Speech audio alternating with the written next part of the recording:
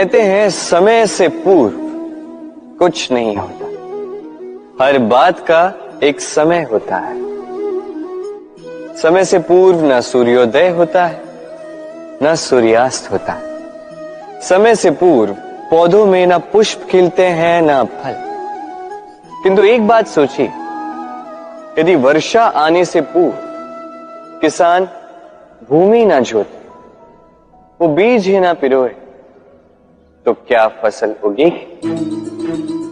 यदि योद्धा युद्ध से पूर्व अपने शस्त्र ही ना परखे, तो वो युद्ध कैसे लड़ेगा?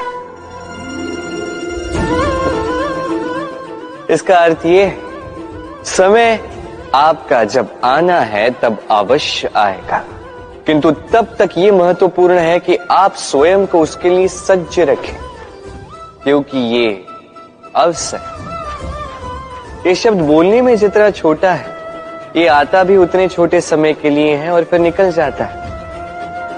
अब यदि अवसर आपके हाथ आ जाए और यदि आप उसके लिए सज्ज ही ना हो, तो आपको सफलता कैसे मिलेगी?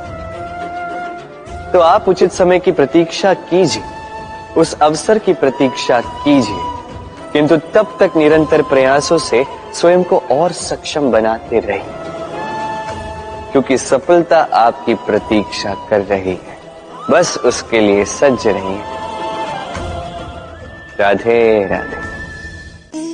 हम में से कई लोग अक्सर स्वयं को अकर्मण्य मान लेते हैं। सोचते हैं अब तक इतने प्रयास किए, कुछ नहीं मिला, कदाचित आगे भी कुछ नहीं मिलेगा, और इसीलिए अपने जीवन का सारा बोझ किसी और के कंधे पर डाल देते हैं, स्वयं पर विश्वास ही खो देते हैं। क्यों नहीं समझ पाते ये बात कि जब तक पांव में कांटा नहीं चुभेगा, व्यक्ति को ज्ञात कैसे होगा कि आगे नीचे देखकर चलना होगा। सूर्य को स्वयं जलना पड़ता है ताकि दूसरों को प्रकाश दे सके। रात्रि के अंधकार से लड़ने के लिए चंद्रमा को आकाश में अकेले चलना पड़ता है। नदी अपनी यात्रा कैसे बनाती है, अपना मार्ग कैसे बनाती है? इन चट्टानों से लड़कर बनाती है।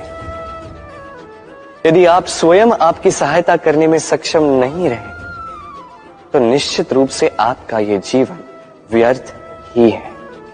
स्मरण रखिएगा, इस संसार में अपने जीवन का भार अपने ही कंधों पर उठाना पड़ता है।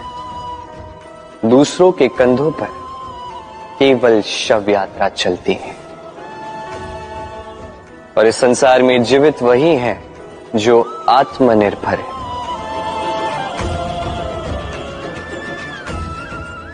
राधे राधे। हम सभी कुछ न कुछ पढ़ चुके हैं, कुछ न कुछ सीख चुके हैं, किंतु ये ज्ञान का केवल प्रारंभ है। हमारी चेतना कहां से जागी, ये जानते हुए भी हम समझ नहीं पाते।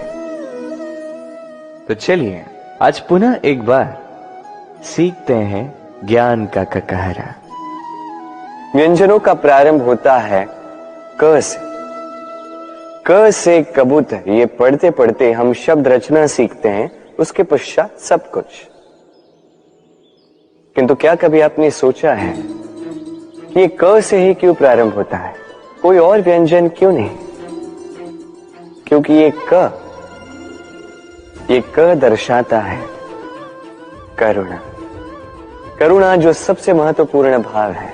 इसी करुणा के कारण आप किसी भी व्यक्ति या किसी भी जीव के मन की भावनाएं, उसकी समस्याएं, उसकी पीड़ा समझ पाते हैं।